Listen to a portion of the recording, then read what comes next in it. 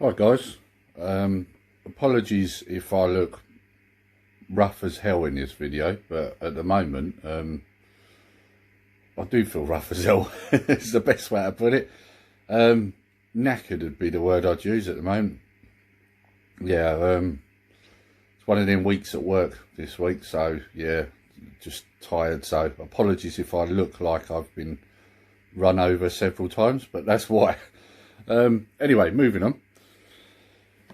Right, so I thought I'd do something a bit fun. So what I'm going to do, because my video the other day I did about my project, you know, the gym. I noticed quite a lot of people enjoyed it. So I thought, well, you know, I do quite a few gameplay videos, but I thought I want to try and do some videos like this because it's good. People interact more and, you know, and it got a good response. So I thought, right, okay, I've got an idea. Let's have a bit of fun.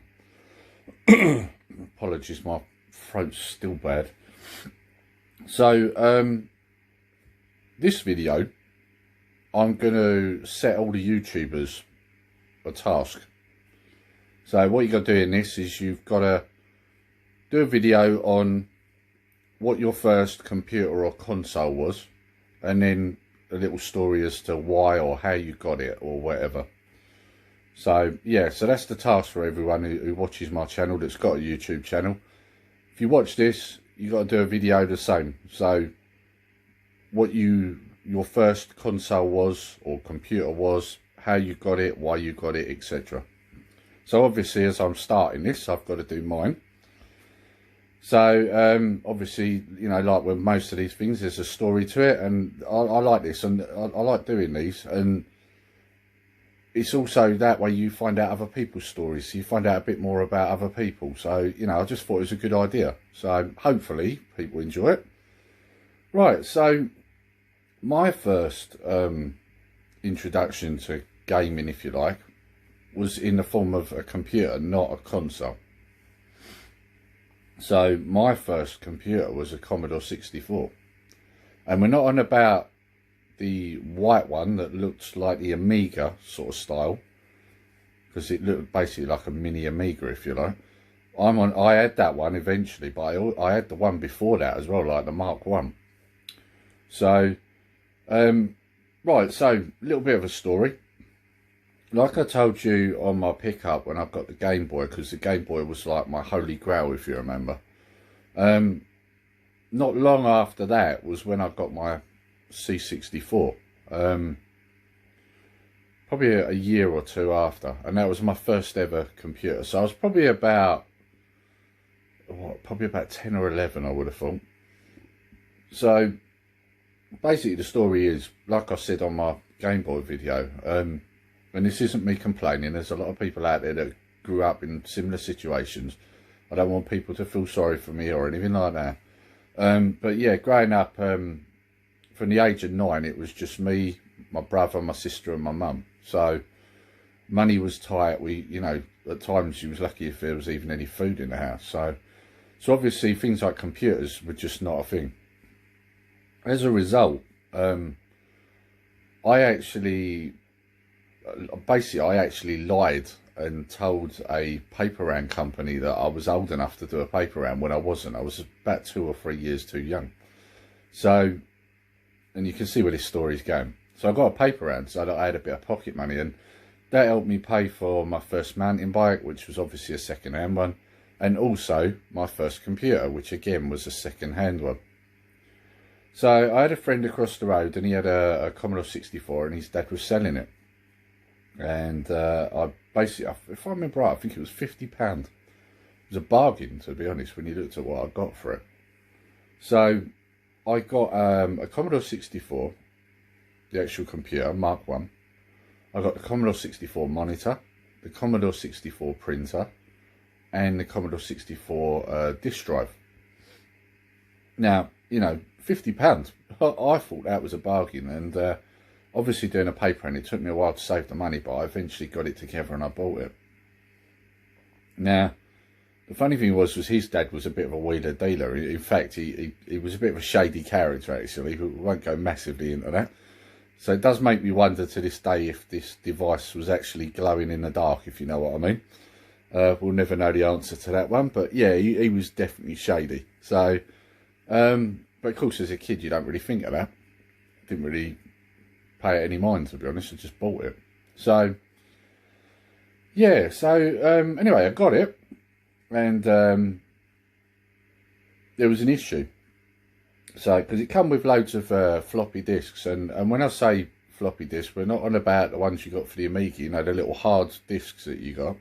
We're on about the big, like 5 1/4, I think they were called, 5 1/4 discs, massive, like black plastic things, but they were very thin, flimsy. Actually, were what they say they are, floppy disks. And the bonus was with these was it loaded up very quickly. It wasn't like the tapes. And I did later get a tape deck to go with it. So obviously the discs loaded much quicker, so you could put it in and the game was there pretty much like lightning. But the issue was that if you was playing on it any longer than about half an hour, the power pack on it, because you had this big massive like square brick that was the power pack, it just started getting really hot. So at the time my sister was... this fella she was with, he knew a bit about computers, and he took it away and had a look at it, and it turned out that basically the fuse had been replaced with a piece of wire. And that was what was causing this. So, like I said, shady, right? He'd replaced the fuse with a piece of wire. In fact, I don't even know if it was wire, actually, thinking about it. It might have even been a bit of tinfoil. I can't remember which was one of them. So basically, the thing was like shorting out. It was overheating. So that was my introduction to computers or gaming. There was so many games for it. I was spoilt for choice, to be honest. I mean, in terms of everything, like that was probably the best deal I could have had, because there was so many games. I mean, I remember playing. I had Ghouls and Ghosts on it. I think Outrun. I mean, too many to even name, but I do remember a lot of the first games I put in. Pac-Man was one of them. Oh, there were so many games, and I was spoilt for choice. It was only later that I got the tape deck, and the reason I'd done that was because a lot of the new games were coming out on tape, more to my disgust, because if I'm honest, I preferred the disc drive. It was quicker, but yeah, more of them was coming out on tape, so then I ended up getting the tape drive, and of course they took ages to load, didn't they? So yeah, I preferred the using the disc drive. So, but yeah, and then later, eventually, I remember when I was at secondary school, another friend of mine was selling the newer version of the C64, the Mark II, and so I bought that because it was a no-brainer. I thought, well, you know, the Mark I's quite old. At some point, it might pack up. I'm going to buy this, so I bought his one, and I had that for a while. And then it goes on from there. But yeah, so that was my introduction to gaming. Because that's the thing. I mean, when I had that, you know, you had things like the Game Boy and the NES and the Master System, but I was more steered towards the computer side of it.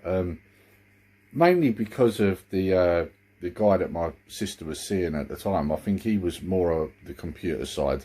And I think he kind of steered me that way, but I don't think it was a bad thing, because, like I say, with the C64, I mean, I had a hell of a deal, and I don't regret that at all. I had great times playing that. So, and like I say, for £50, I got the C64 monitor, the printer, the keyboard, the disc drive, and it was all that funny sort of browny tan colour. So it was very 70s looking, I suppose, because it did have a kind of 70s vibe to it, that one.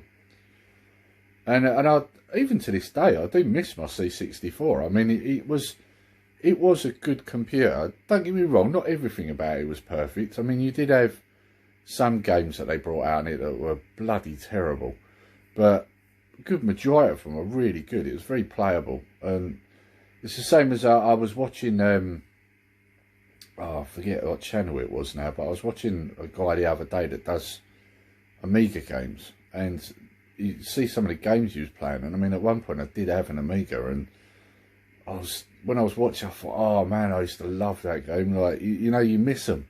And the thing is, obviously, I've got a Raspberry Pi, and I do have a lot of these games actually on that, because I've got C64, I've got Commodore Amiga, but the issue is that some of them don't necessarily run that well. And the other thing is that at the moment, you have to use like a keyboard rather than the joypad and things like that. So, and it's not easy for me to do that at the moment, because normally when I set this up, I set it up in the front room. So it's not really ideal to be using a keyboard and a mouse in here, but hopefully that'll be remedied at some point. Sorry guys, my throat, like I say, is terrible today. So yeah, and so that's my start into gaming. So, and then it, like I say, it went on from there. I mean, I had several computers and consoles after that, but that was my start into it. And yeah, I loved it. It was great. So, and the other thing was although I had to save the money, and it did take a while, it just makes it taste so much sweeter when you get it. Like, you know, like you feel some achievement because you earned that. And I think you appreciate it more as well. So I don't complain about anything like that. You know, I enjoyed the earning my own money, and then that was mine, you know. That was mine. You know, no one could say any different. I earned that. I mean, I had friends that their parents would rush out and buy them everything. I mean, I had a mate where his mum rushed out and bought him a Game Gear, you know. But I always had that thing where I could say, well, look, I actually paid for mine. I earned mine. You know, yours was bought for you. So, you know. Yeah, and I think that's an important lesson to teach kids as well. I mean, I do it with my boys on the odd occasion. You've got to teach them the value of money. And, you know, you can't always give them everything. Sometimes they've got to earn things. You know, they need to learn this. When they get older, they're going to go on to work. So they need to know this. So, yeah, so I was never, you know, I think I enjoyed that C64 more because I'd paid for it. I'd worked hard. I'd earned the money to get it. So anyway, that's my story. So now I pass it on to the rest of you all you YouTubers out there. So, like I say, all you got to do is tell us what your first console was and how you started off in all this. So, like in gaming in general. So, you know, if it was an NES that your mum bought you at Christmas, tell us about it. So like I say, I've started this. It's you guys' job to continue it. I just thought it'd be a bit fun, something different. So, right, okay, so that's enough of me rambling. I'm going to leave it here. So if you enjoyed this video, please like, share and subscribe. And also comment, because if you do put a comment, I will answer you. I like to answer everybody. I like to talk to people. Especially these days. I mean, let's be honest, like as of Thursday, our world's going to crap anyway. So we need to talk to each other. It's important. It's something we should do. So leave a comment and I'll talk to you. I'll talk to everyone. So, what else? Oh yeah. And I've totally lost track of what I was saying now. So I said to please like, share and subscribe. Yeah, I've said that. Hit the notification bell so that you're made aware of all our future videos and live streams. And until next time, and especially at the moment, take care, stay safe. Nerdy Geezer out.